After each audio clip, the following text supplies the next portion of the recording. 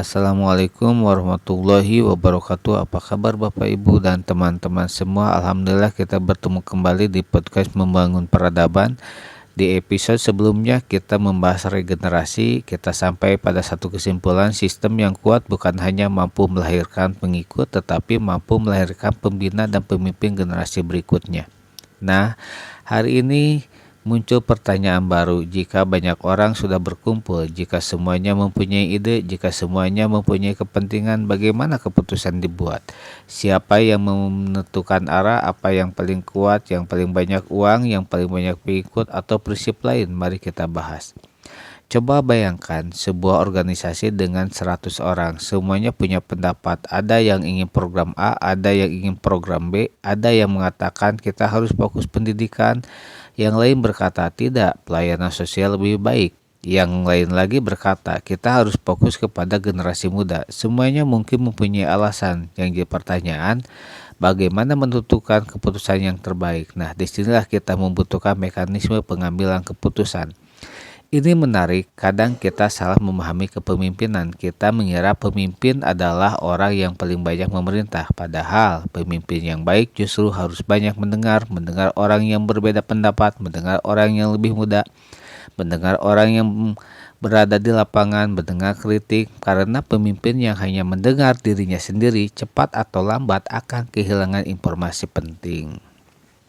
Dalam Islam, ada satu konsep yang sangat penting, yaitu musyawarah. Musyawarah bukan sekedar berkumpul lalu berbicara. Musyawarah berarti ruang untuk pertimbangan. Orang menyampaikan pandangan, argumen dipertimbangkan, data dilihat, dampak diperkirakan. Kemudian keputusan dibuat sesuai mekanisme yang berlaku. Yang menarik, musyawarah tidak berarti setiap orang harus mendapatkan keputusan sesuai keinginannya, karena tujuan musyawarah adalah mencari keputusan yang terbaik, bukan memenangkan ego masing-masing. Dan dalam perspektif Jemaat Muslim Ahmadiyah, kepemimpinan memiliki kaitan erat dengan konsep khilafat. Segala keputusan harus di bawah keputusan khilafat.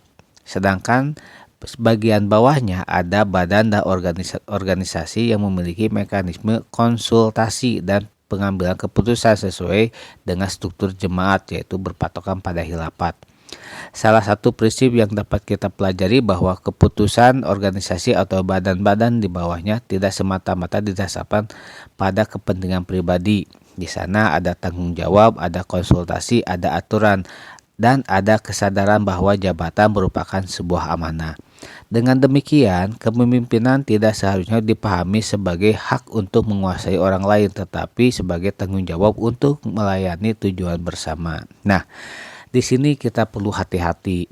Jika 5 orang berdiskusi, 3 orang memilih A, 2 orang memilih B, apakah otomatis A adalah mempunyai keputusan terbaik? Itu belum tentu. Jumlah suara penting dalam sistem tertentu, tapi kualitas pertimbangan juga penting, karena itu dalam sebuah sistem yang sehat. Kita membutuhkan data, pengalaman, pertimbangan moral, nasihat, dan tanggung jawab. Keputusan bukan hanya soal berapa orang yang setuju, tetapi juga apakah keputusan ini benar-benar mendukung tujuan. Ada satu masalah lagi, katakanlah keputusan sudah dibuat. Apa yang terjadi setelah itu? Apakah orang yang tidak setuju harus berdebat? Tentunya tidak. Dalam organisasi yang sehat, setelah keputusan sah dibuat, dibutuhkan sikap bertanggung jawab untuk melaksanakan sesuai aturan yang berlaku.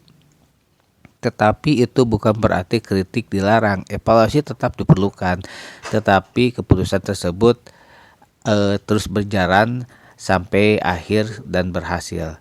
Di dalamnya tetap kita harus belajar, memperbaiki, dievaluasi. Jadi alas juga seperti ini. Ada musyawarah, ada keputusan, ada pelaksana, evaluasi, dan perbaikan. Sepertilah kira-kira. Sekarang kita masuk ke istilah modern. Di sana ada istilah akuntabilitas. Ini apa artinya? Sederhana, kita sederhanakan bahasanya. Orang yang diberi tanggung jawab harus mampu menjelaskan apa yang dikerjakan, mengapa dilakukan, apa hasilnya, apa masalahnya, apa yang harus diperbaiki. Ini bukan untuk mencari siapa yang salah, tetapi untuk memastikan amanah tidak hilang begitu saja. Ini penting jika anggota harus dievaluasi, pemimpin juga harus dievaluasi, jika program harus dievaluasi, keputusan juga harus dievaluasi.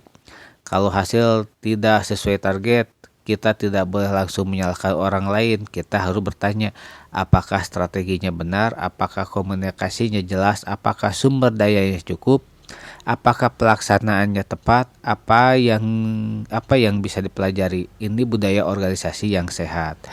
Kita balik lagi, sekarang kita kembali ke tema besar kita, yaitu al-wasiat. Kita analisis sebagai sebuah sistem. Kita tidak boleh melihat siapa anggotanya, tetapi juga bagaimana mereka diarahkan. Tidak hanya melihat apa yang dikorbankan, tapi untuk tujuan apa pengorbanan itu digunakan. Tidak hanya melihat siapa pemimpinnya, tetapi bagaimana kepemimpinan menjaga tujuan ya agar berkesinambungan, dan tidak hanya melihat apa programnya, tetapi bagaimana sistem belajar dalam dan dari pengalaman. Disinilah konsep governance mulai masuk ke dalam analisis kita. Bahasanya sederhana sih. Government adalah bagaimana sebuah organisasi memastikan bahwa kekuasaan, tanggung jawab, keputusan, dan sumber daya digunakan dengan benar. Di sana ada aturan, ada pembagian tugas, ada pengawasan, ada transparansi sesuai kebutuhan, ada evaluasi, ada mekanisme, ada tanggung jawab. Jadi government bukan sekedar birokrasi. Government adalah cara menjaga agar organisasi tidak kehilangan tujuan ketika menjadi semakin besar. Sekarang saya ingin mengajak Bapak Ibu dan teman-teman semua merenungkan sedikit, jika kita berada dalam sebuah organisasi, apakah kita hanya pendapat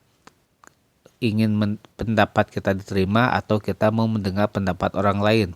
Apakah kita siap menerima keputusan yang berbeda dari keinginan kita? Apa kita berani memberikan kritik dengan cara yang baik? Dan yang paling penting, apakah kita siap menerima tanggung jawab ketika keputusan yang kita dukung ternyata tidak berhasil? Karena menjadi bagian dari organisasi bukan hanya soal mendapatkan hak, tetapi juga menerima tanggung jawab. Minggu ini kita coba lakukan satu hal dalam sebuah diskusi.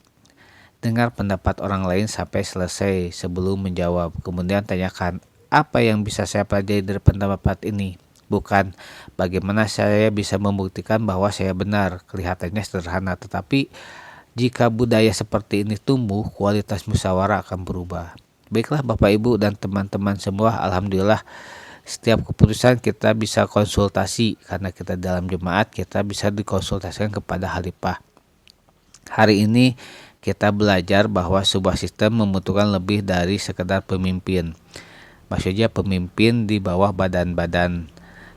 Ini di dalamnya membutuhkan musyawarah, tanggung jawab, pelaksana, evaluasi, dan akuntabilitas. Karena kekuasaan tanpa tanggung jawab biasanya berbahaya. Organisasi tanpa evaluasi bisa stagnan, dan keputusan tanpa pertimbangan bisa kehilangan arah. Jadi kepemimpinan yang sehat bukan tentang siapa yang paling berkuasa, tetapi tentang siapa yang paling bersedia memikul amanah. Insya Allah di episode 29 kita akan masuk ke pertanyaan yang sangat penting dan penting dalam sistem apapun, yaitu dari mana sumber daya untuk menjalankan semua ini. Kita akan membahas pengorbanan, keuangan, sumber daya manusia, dan bagaimana sebuah sistem memastikan sumber dayanya digunakan sesuai tujuan. Dan kita akan kembali lagi kepada salah satu unsur penting dalam nizam al-wasiat, yaitu pengorbanan, di episode 29. Wassalamualaikum warahmatullahi wabarakatuh.